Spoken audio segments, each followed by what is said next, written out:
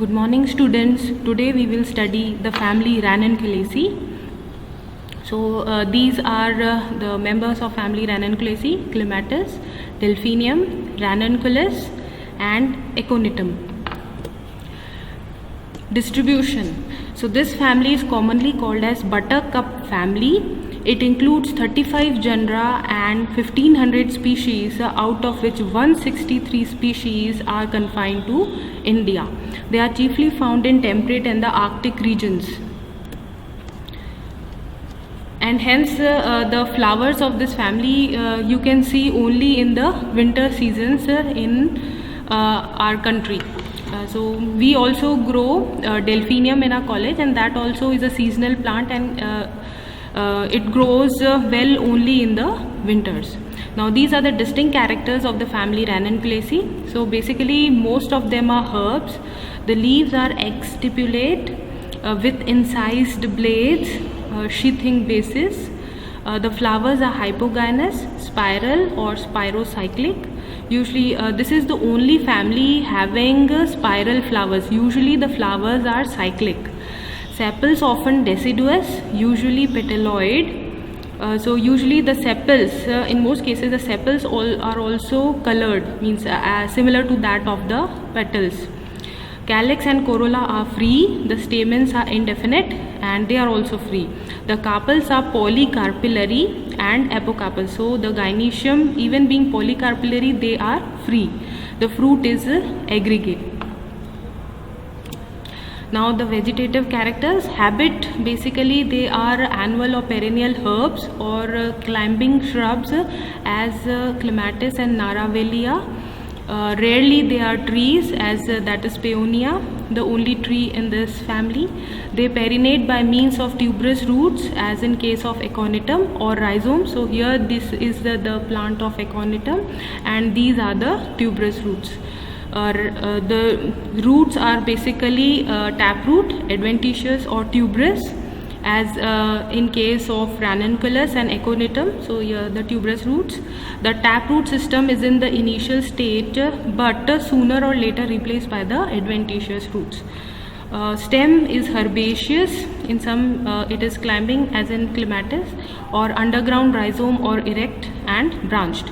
Leaves, they are generally simple, alternate or opposite, as in Clematis. Mostly they are simple and alternate, but opposite, as in case in Clematis. Exstipulate, rarely stipulate, as in case of Thalictrum. The leaf base is sheathing. Petiolate, rarely sessile, as in case of Delphinium. In some aquatic species the leaves may show dimorphy, as in Ranunculus equatilis. This I will show you the figure. Unicostate or multicostate reticulate venation. Now the floral characters. This is Aconitum. This is the flower of Thalictrum. The inflorescence are varied. So they may be either solitary terminal, as in Anemone, axillary, as in Clematis, raceme, as in Aconitum, Delphinium, and cymose, as in Ranunculus species. The flowers are pedicellate, so they are all stalked. Ebracteate, there are no bracts, but in rare case it may be bracteate. They are all hermaphrodite, but unisexual in Thalictrum. Mostly actinomorphic, as in Ranunculus, rarely zygomorphic, as in Delphinium and Aconitum, hypogynous, complete and pentamerous. So these here you can see the flower of Naravelia. Here this is with the leaf, and this is a single flower. Okay. Now calyx, there is no distinction of calyx and corolla in most of the flowers. Sepals are 5, caducous, polysepalous, petaloid, imbricate or valvate estivation. Corolla, the petals are 5, polypetalous, variously colored, caducous or wanting. Nectary is present at the base of petals. Petals are united to form spur, as in Delphinium. Androecium, the stamens are indefinite, so the number of stamens is many. Polyandrous, they are all free, spirally arranged on the anthers, diathecus, extrors and adenate. Gynoecium, polycarpillary. So the gynoecium is usually polycarpally, so the number of carpels is more than one, but one carpel is present in delphinium and 3 to 5 in aconitum. Apocarpus, so basically they are free but rarely syncarpus as in nigella. Ovary is superior, marginal placentation, but exile in nigella. Now the types of fruits here are varied. There is basically the type of fruit is aggregate, means so it's like you can see the aggregate fruit here also, they are combined together, so so many are attached together, so it's a kind of an aggregate fruit, but the type is different, like Etario of Achenes in ranunculus. So these are Etario of Achenes in ranunculus, and this is in anemone. So an Etario of follicle as in aconitum, follicle as in delphinium, so this is the follicle of delphinium. Then septicetal capsule as in nigella, this is the capsule, or berry as in ectae. Then Etario of drupes as in Adonis, so here we have Adonis, the drupes.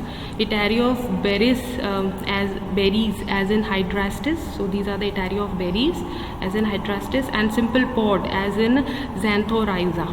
Now seeds are very small, oily and endospermic. The pollination is generally entomophilous as in delphinium, aconitum, aquilegia, and anemophilous in thalictrum. So it may be by insects or air, wind. Now the floral formula is actinomorphic, bisexual, K4 to 5,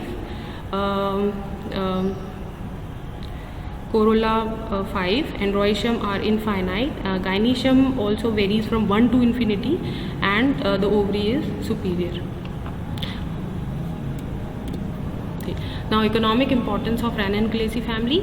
So basically they can be grouped into 3 main headings, that is as a condiment, as medicinal plants, and as ornamental plants. So as condiments, the seeds of Nigella sativa are used as spices in the pickle, so that is termed as kalonji. It's black colored seeds are used in preparation of pickles. Medicinal, so aconitum Heterophyllum and Aconitum napellus yield a number of alkaloid, especially aconitin. So they yield a alkaloid termed as aconitin, which is used in acute and inflammatory diseases. Then roots of thalictrum yield mamira, which is used in ophthalmia, that is conjunctivitis or eye inflammation. Anemone pulsatilla is mostly used in famine diseases and in gastric derangements. It also yields pulsatilla, which is a good medicine for menstrual disorders. Simicifuga racemosa gives the black snake root containing the resins for the treatment of chlorella and nervous pain. Helleborus niger and Helleborus foetida produce glycosides, which are used as purgatives in veterinary practices, so basically for animals. Delphinium Staphysagria is used as an antiparasitic ointment. Now ornamental plants, almost all the flowers of Ranunculaceae have ornamental or are cultivated for the beautiful flowers like Ranunculus, Delphinium, Naravelia, Clematis, Nigella and Caltha. Now affinities of Ranunculaceae family. So basically Ranunculaceae resembles monocots, then also families like Rosaceae and Nymphaceae. So family Ranunculaceae is one of the most primitive family of the dicots. Hutchinson, Bentham and Hooker placed this family in the class of very early dicots. Angler, Randall and others put them under the Archiclamidae. So this comes under the group of the most primitive family. No doubt it shows some close relationship with the monocots due to the presence of certain characters like union of the two cotyledons in Ranunculus ficaria shows the appearance that only one cotyledon is present, and the germination is by the epicotyle type, so that is also present in most of the monocots.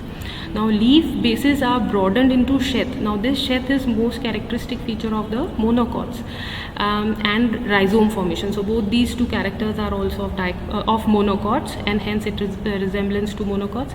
Then the course of vascular bundles are scattered are scattered in the stem of certain genera, for example Cimicifuga.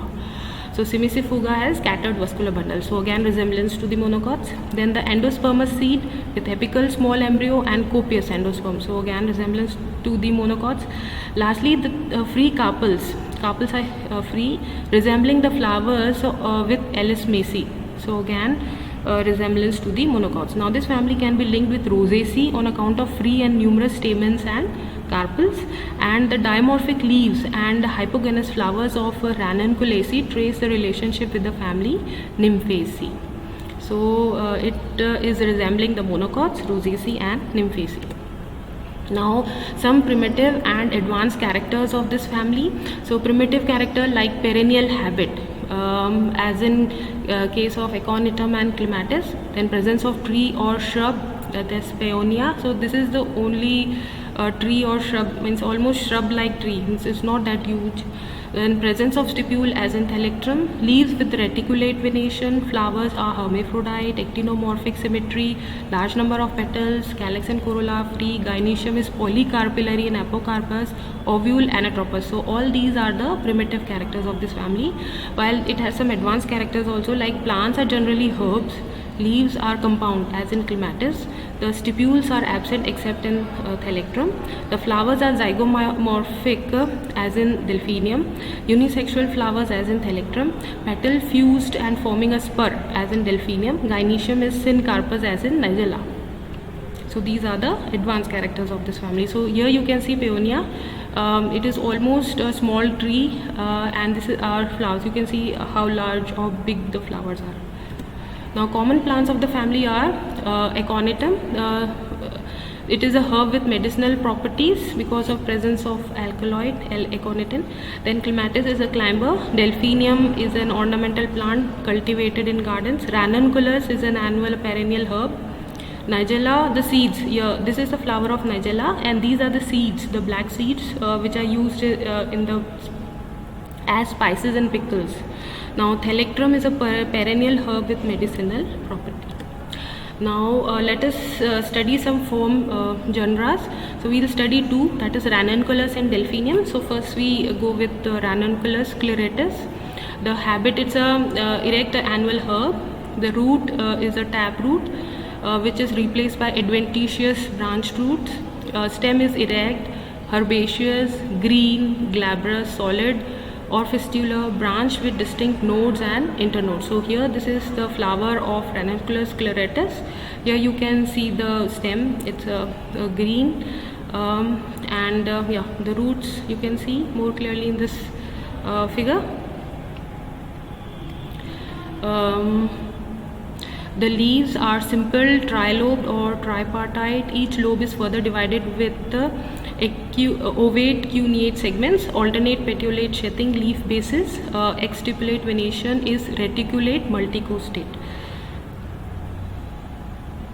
So it is not that clear in this, but over here you can see it is the leaf is tripartite. So you can see this, a single leaf divided into one, means into 1, 2, 3. Three parts are present, and their alternate structure. Okay, the inflorescence is cymose and biparous. So it's a kind of cymose inflorescence. Then flower is pedicellate, so the flower is stalked.